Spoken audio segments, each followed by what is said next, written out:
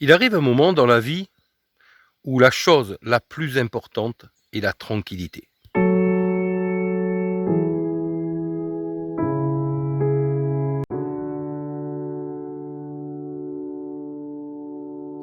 On passe notre temps à être harcelé par des obligations.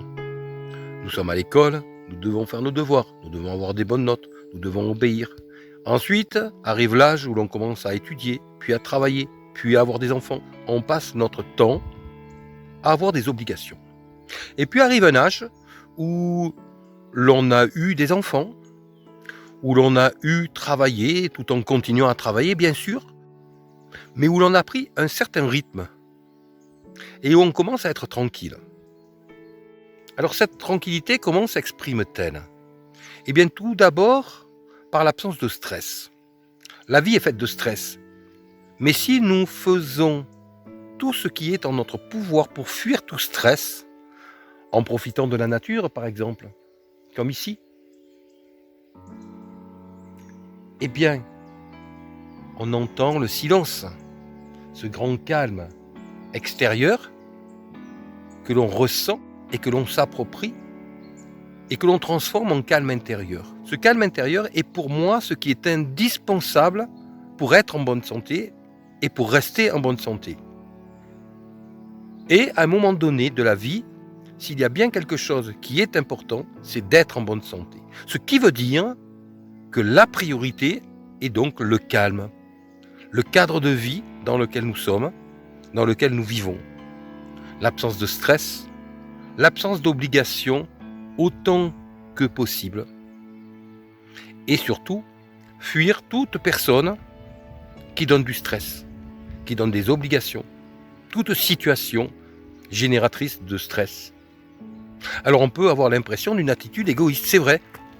D'un autre côté, comme on le dit bien, comment apporter aux autres si nous ne sommes pas nous-mêmes un pilier? Nous ne pouvons apporter quelque chose aux autres qu'à partir du moment où nous sommes solides. Et pour être solide, il faut avoir cultivé cette sérénité, ce calme, qui fait de nous un pilier sur lequel on peut s'appuyer lorsque cela est nécessaire. Cette petite réflexion paraît vraiment très très simple, paraît très basique, mais comme toujours, et j'en reviens toujours à la même chose, ce qui est compliqué, c'est de faire simple. Donc arriver à cette simplicité en se disant que l'essentiel réside dans le calme, que le calme on le trouve dans la nature, par exemple, comme ici, dans cette beauté extérieure que nous pouvons nous approprier et que nous pouvons intérioriser en quelque sorte. Lorsque nous avons ce calme en nous, eh bien peu importe qu'autour il y ait du tumulte, peu importe que certaines personnes soient jalouses de cette distance que nous avons en apparence, de cette distance que nous maintenons avec le reste du monde pour nous préserver, pour préserver ce calme intérieur qui signifie garder la santé, rester serein, quoi qu'il arrive autour de nous.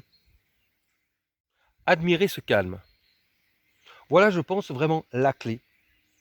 La clé qui permet de conserver une bonne santé, qui permet de rester serein, quoi qu'il arrive, quelles que soient les conditions de vie dans lesquelles nous pouvons nous trouver. Et nous le voyons actuellement avec l'évolution de la société. On ne sait pas trop où on va. Mais est-ce que cela nous empêche de rester serein? Est-ce que cela doit nous affaiblir? Ou est-ce qu'au contraire, cela ne devrait pas plutôt nous renforcer dans l'idée que face à l'adversité, on a beaucoup plus de chance en étant fort qu'en étant faible?